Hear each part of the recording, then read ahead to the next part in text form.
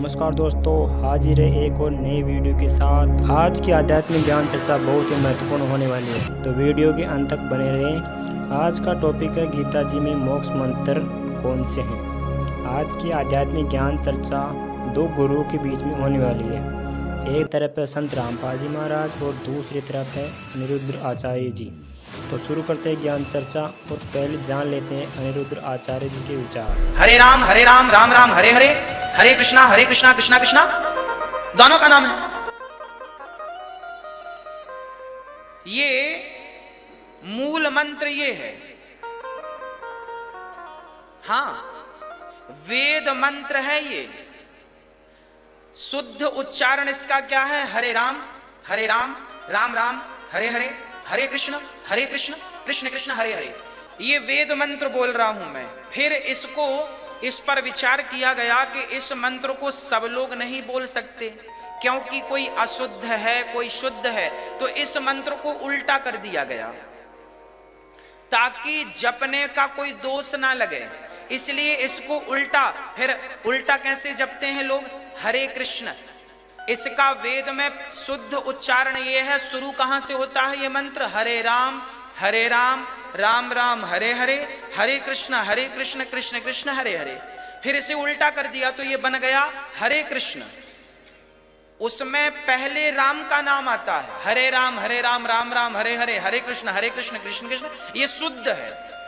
फिर ये वेद मंत्र है। फिर इसे उल्टा किया गया तो ये लौकिक मंत्र हो गया, महामंत्र है ये। फिर इसको जपने का अधिकार सबको मिल गया उल्टा होने से, क्योंकि सीधा जपेंगे तो इसके नियम फॉलो करने पड़ेंगे, शुद्धि का ध्यान इसका।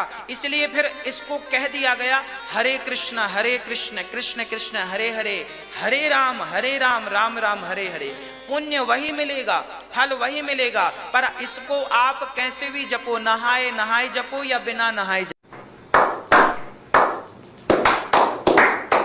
इनका मोतिया बंद हो रहा है, इन्हें अपने सदग्रंथों में लिखी हुई सच्चाई का नहीं पता।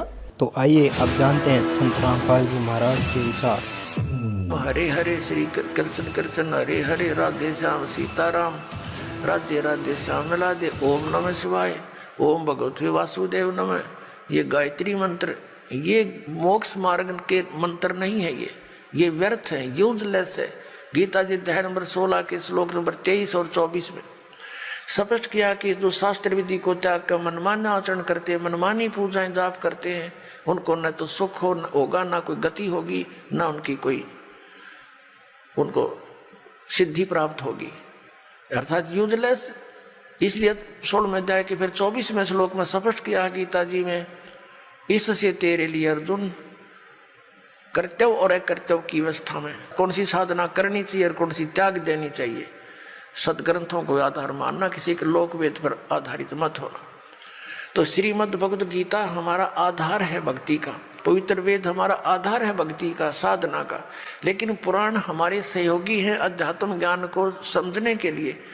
और जो पुराणों के अंदर वेदों और गीता वाला भक्ति विधि है, वो तो वेदों और गीता का ही है, वो तो हम उन्हीं से ग्रहण करेंगे। बाकी अन्य उसके अंदर उस ऋषि वक्ता, पुराण के वक्ता का अपने घर का ज्ञान है, जो वेदों और गीता से नहीं मिलता, वो हमने स्वीकार नहीं करना। अब गीता ज्ञानदाता कहता मेरा एक ओम अक्षर है, नथिंग एल्स, और कोई जाप ही नहीं है। इसके अतिरिक्त कोई मंत्र जाप करता है वो अपने डले ढो रहा है, वो कंकर पत्थर इकट्ठे कर रहा है, लाल नहीं है। ये ब्रह्म सत्र का है। और इससे जो इसकी साधना करता हुआ अंत समय में शरीर छोड़कर जाता है तो परम गति को प्राप्त होता है। वो परम गति कौन सी है? ब्रह्मलोक। और गीता जी अध्याय नंबर 8 के श्लोक 16 में कहा कि ब्रह्मलोक पर्यंत वहां तक गए हुए सभी पुनरावृत्ति के अंदर है।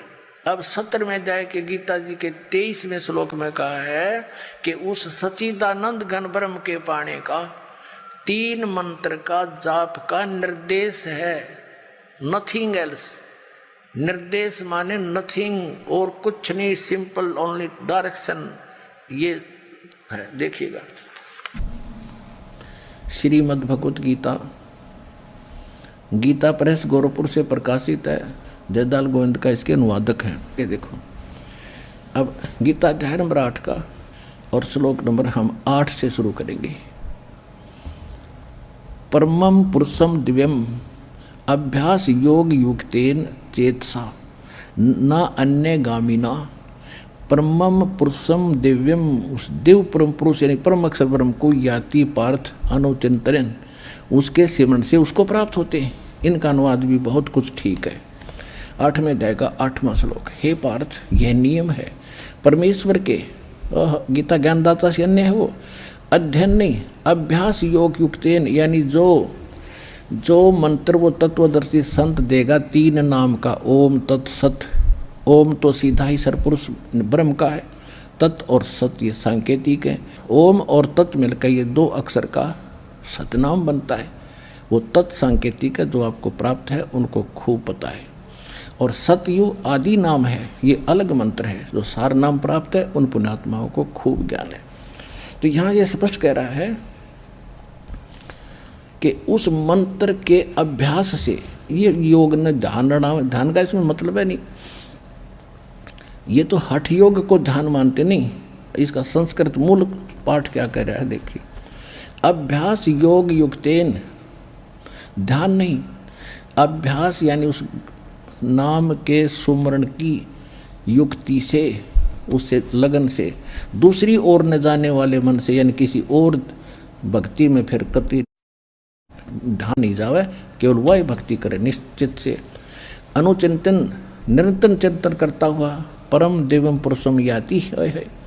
परम पुरुष, परम दिव्य पुरुष यानी उस परम दिव्य परमेश्वर को प्राप्त होता है। गीता ज्ञान दाता से अन्य है वो परम अक्षर ब्रह्म, और वो सच्चिदानंद घन ब्रह्म जिसका 3 मंत्र का जाप है, उसको प्राप्ति कर, उसकी शरण में जाने को गीता ज्ञान दाता कह रहा है। अब आगे देखो, 8वें अध्याय का 9वां श्लोक हम फिर पढ़ेंगे।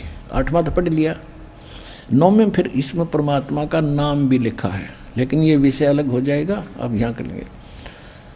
जो कवियम सर्वे कर दिया, कवियम ये लिखना था, जो कबीर देव है अनादि, सबके नियंत्रता, सूक्ष्म से भी अति सूक्ष्म, सबके धारण पोषण करने वाले, अचिंत स्वरूप और सूर्य के सदृश चेतन।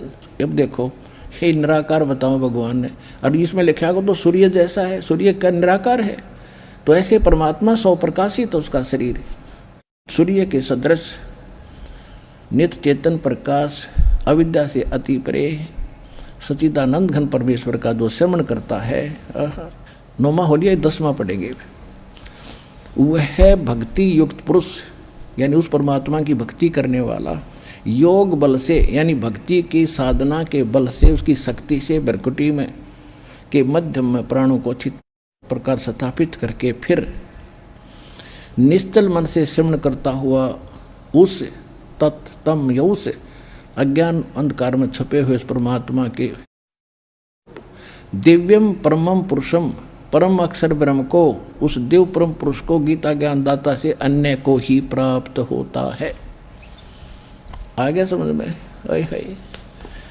अब ये किसकी शरण में जाने को कह रहा है गीता ज्ञान दाता? कि उस परम अक्षर ब्रह्म की शरण में जा। और वो परम अक्षर ब्रह्म कौन है? अनंत कोट ब्रह्मांड का एक रति नहीं भारे, सतगुरु पुरुष कबीर हैं ये कुल के सृजनहारे।